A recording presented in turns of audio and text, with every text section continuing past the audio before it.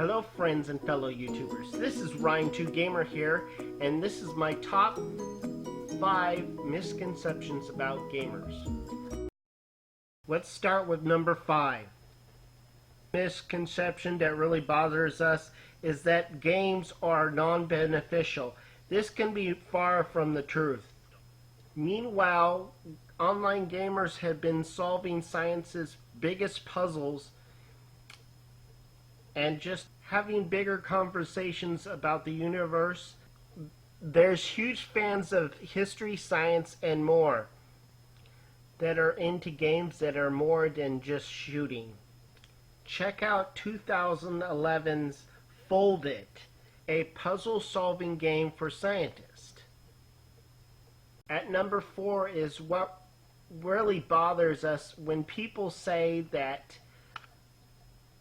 games make people violent. This could be far from the truth. Yes, there's violent people out there, but they're not all gamers. This is a common misconception, and when really video games release tension and help relieve stress.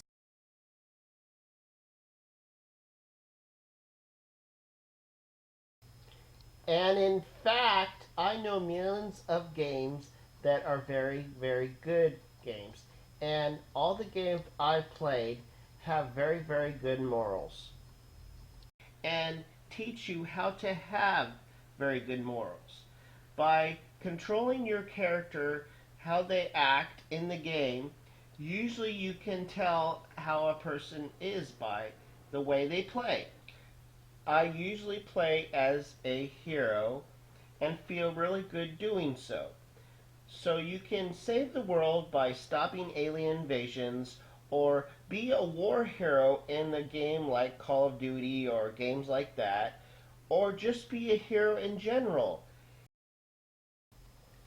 Yeah, there are bad games out there that people play.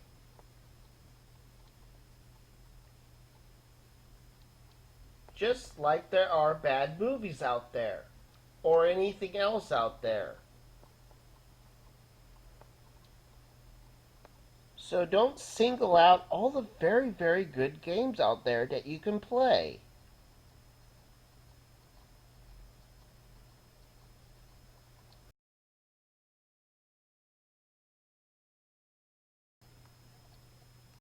Misconception number 3. That gaming is a waste of time. That's really just a hypocritical view of it. Because most of these people that say video games are a waste of time usually watch 3 or 4 hours of TV every night. You know, everybody has to have a hobby, and hobby should not be considered a waste of time. It's something that you do to enjoy that makes you happy. And watching TV is passively consuming, when playing video game is actively consuming and really engaging all parts of your brain, reflexes, and motor skills. And that's honestly, you're having way more better time playing with friends or engaging in a story or using puzzles, using your brains to solve puzzles.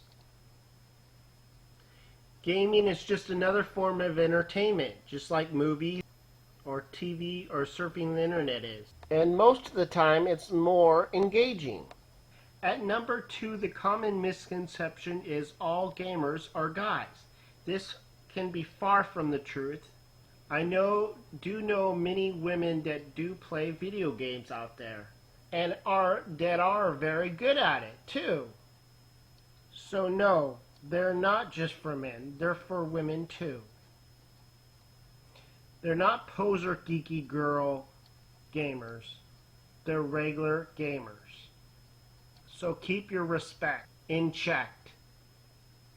At number 1, the top misconceptions is that video games make people stupid.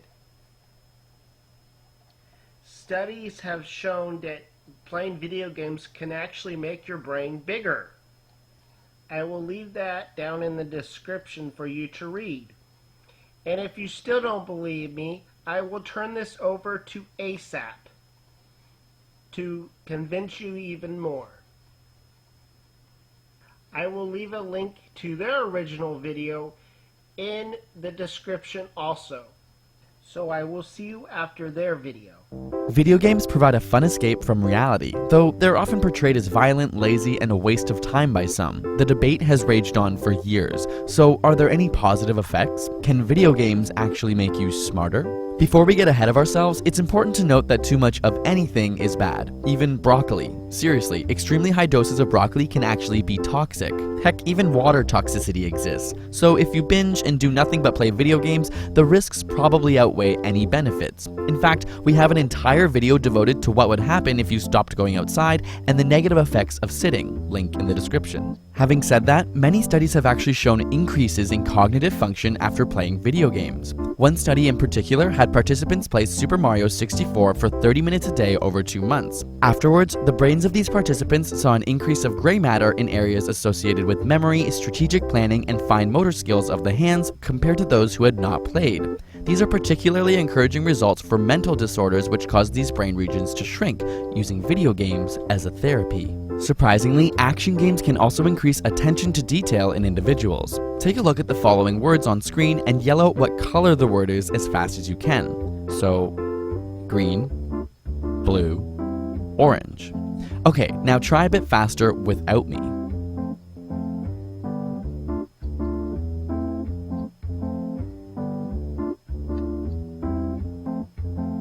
As we continue, it becomes more difficult because there is a conflict between the word itself and its color. Chances are, if you play more than 5 to 10 hours of action games a week, you're able to solve these problems much more quickly. This is because your brain is actually more efficient in the regions associated with attention. Of course, video games can also be incredibly educational, and while you may not be playing some of your favorite games for this purpose, there are certainly many games that are used as effective teaching tools for both young and old. They may even help kids who suffer from dyslexia read more effectively. In a small study, dyslexic children who played regular video games ended up reading faster and more accurately, once again relating to improved attention skills. Meanwhile, other studies have found improvements in eyesight. Not only can they see smaller details more clearly, like tiny writing, but they have an easier time differentiating levels of gray. Very practiced action gamers were 58% better at perceiving fine differences in contrast, which is important as this is one of the first things to diminish with age. Even in the elderly, improved memory and focus is seen. More importantly, specially designed brain-teasing video games have been shown to slow the aging process of the brain by up to 7 years. This is because they are cognitively complex and require mental energy. Think you're able to keep track of what's in front of your eyes? Keep an eye on the blue circle here. Eventually, it will turn yellow like all the others. I will then point to a circle and you tell me if it was originally blue. If you knew this ball wasn't blue, then you're a functioning human being. But let's make it harder. Staring at the middle of the screen can help to keep track of the blue circles. Was this circle originally blue? If you said no, you'd be right. One more time, but with 5 blue circles.